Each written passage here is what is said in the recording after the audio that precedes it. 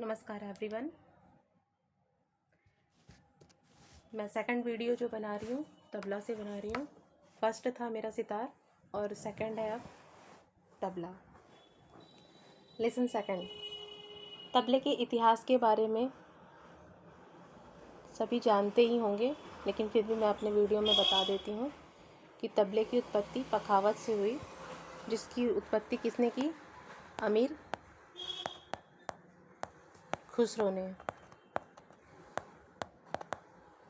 अमीर खुसरो ने क्या किया? पखावज को दो पार्ट में डिवाइड किया, बायां और दायां दो पार्ट में डिवाइड कर दिया, ठीक है, जिससे तबले की उत्पत्ति हुई।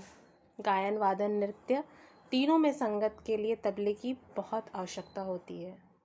तबले के दो पार्ट हैं, अभी मैंने बताया, दायां और बायां। दाहिना तबला को कुछ लोग क्या बोलते हैं? दुग्गी कहते हैं, डुग्गी कहते हैं। और ये किसकी लकड़ी का बना होता है?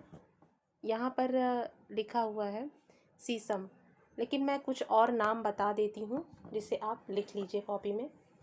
पहला विजय साल शीशम। शीशम जो होता है अच्छी क्वालिटी का होता है, इसका बहुत महंगा भी मिलता है आई थिंक। और खैर, नीम, खैर की लकड़ी का, नीम की लकड़ी का, शीशम की लकड़ी का, विजय साल की लकड़ी का तबला, दाहिना तबला बनता है, ठीक है, सॉरी तबला बनता है। और इसकी जो लंबाई की बात करें तो ये भी लिख लीजिए। इसकी लंबाई जो होती है 10 इंच, 10 इंच से 12 इंच होती है, ठीक है, 10 इंच से 12 इंच होती है। और ये खुली बाज का होता है। इसके व्यास के बारे में भी लिख लीजिए। कई बार क्वेश्चन आ जाता है कि तबले का व्यास निम्नलिखित में से कितने इंच का होता है, तो 4.5 इंच से 7.5 इंच तक होता है, यानी 6.5 इंच से 7.5 इंच तक होता है। ये मोस्ट इम्पॉर्टेंट है, लिख लीजिए।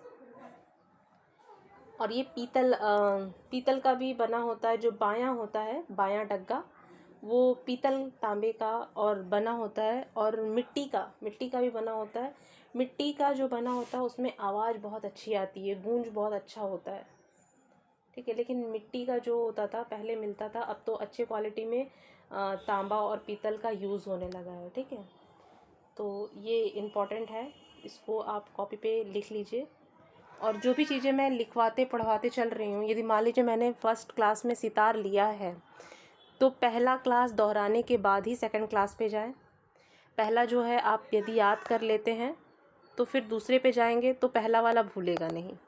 तो याद करना बहुत ज़रूरी है। कोई भी चीज़, मान लीजिए छोटा छोटा क्वेश्चन हम लोग जो पढ़े होते हैं वो भूल जाते हैं कभी कभी एग्ज़ाम में, तो ऐसा गलती हमें करना नहीं है, ठीक है।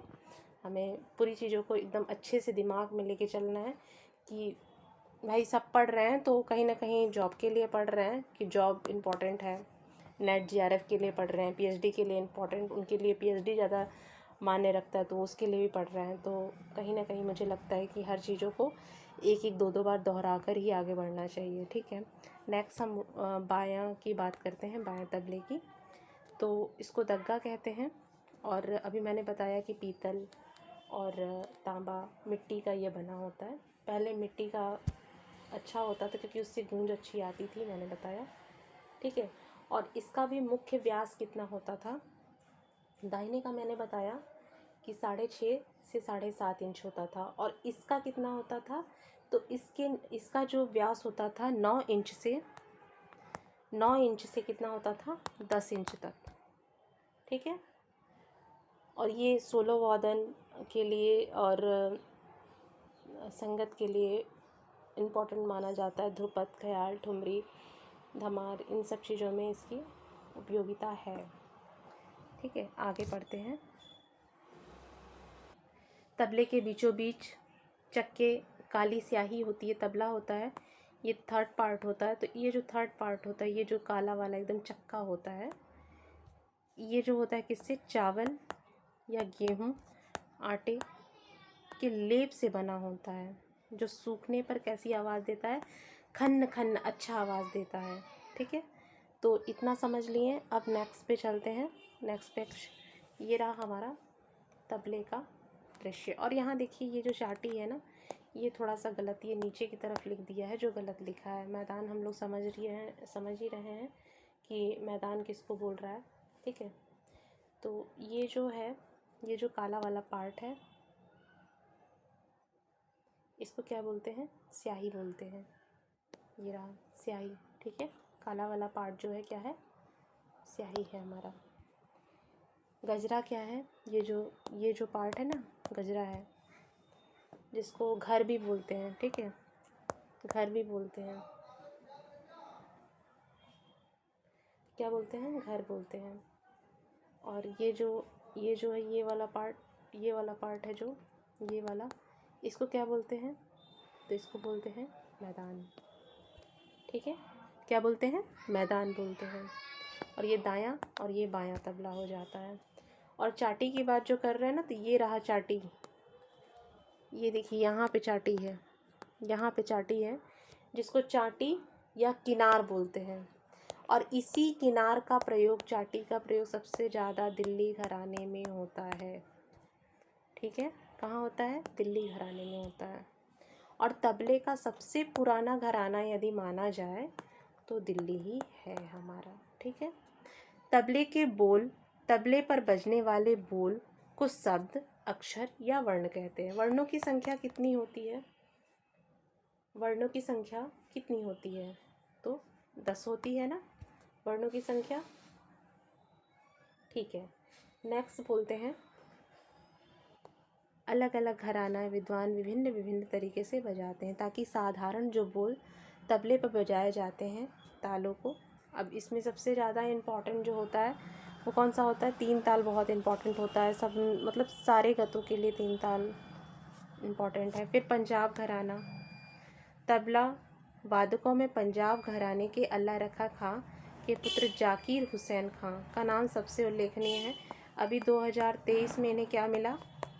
पद्म विभूषण मिला। उससे पहले किसे मिला था? किशन महाराज जी को 2002 में, आई थिंक 2002 में किशन महाराज जी को मिला और सेकंड इनको मिला है। यानी 2 ऐसे विद्वान हैं जिन्हें पद्म विभूषण तबला में मिला है, ठीक है। और अंतर्राष्ट्रीय स्तर पर चतुरलाल साहब जी उल्लेखनीय योगदान है, जिन्होंने तबला वादनी के क्षेत्र में बहुत नाम रोशन किया। सेकंड पे चलते हैं। तबले की रचना, तबला की रचना कैसे हुई? मैंने स्टार्टिंग में ही बताया कि अमीर खुसरो ने पखावज को 2 पार्ट में तोड़कर बनाया। और यदि स्टार्टिंग करते हैं तो किससे करते हैं? पेशकार से स्टार्टिंग करते हैं। पेशकार को बनारस में उठान से स्टार्ट करते हैं, ठीक है। जिन बोलों के नियमित समूह की रचना ताली के विभाग और ताली खाली के अनुसार होती है तथा जिसमें ताल के अनुरूप ही बोल लगाए जाते हैं, उन्हें कायदा कहते हैं। तिहाई का अर्थ ही बोल रहा है 3 बार। तिहाई का शाब्दिक अर्थ 3 आवर्तन के बोलों को बजाना, या दूसरे शब्दों में जब कोई बोल किसी मात्रा या स्थान से उठकर 3 बार बजने पर अंतिम धा होगा, ठीक, साप सम पर आता है तो उस बोल को क्या कहते हैं? तिहाई, पलटा। कायदे में बजने वाले बोलों को उलट पलट कर, ठीक है, किसमें? कायदे में उलट पलट कर बजाने वाली रचना या विस्तार करने वाली रचना क्या कहलाती है? पलटा कहलाती है। नेक्स्ट ये रहा बोल, ठीक है। तबले के बोल, दायां में नाता, ना जो है मैदान पे बजता है और ता किनारे पे बजता है, और बाएं पे गेघी, ठीक है। तो ये थोड़ी सी वीडियो थी जो मैंने बनाकर थोड़ा सा दिखाने की कोशिश की है। और हाँ, मैं आपसे ये विनम्र निवेदन करती हूँ कि यदि मेरे वीडियो में कहीं भी कोई गलती दिखे तो मुझे कमेंट के थ्रू बताएं, जिससे मैं उसे सही करने की पूरी कोशिश करूं, क्योंकि गलतियां इंसान ही करता है और इंसान ही सीखता है ना। तो मुझे पता है कि मेरी वीडियो एक बच्चा भी देखेगा और एक विद्वान भी देखेगा। अगर विद्वान देखकर मुझे सजेस्ट करेगा कि ये गलत है, इसे कृपया सही कर लीजिए, तो मैं निसंदेह उसको सही करूँगी और मैं सही चीज़ पहुँचाने की कोशिश करूँगी। हर एक व्यक्ति के पास मैं सही चीज़ पहुँचाने की कोशिश करूँगी ताकि उस व्यक्ति को सही चीज़ पता चले और ये जो विद्वान व्यक्ति है वो भी मेरा कहीं ना कहीं सपोर्ट करे, जिससे मैं अपनी सही चीज़ों को बच्चों तक पहुंचाने की कोशिश करूं। Thank you so much.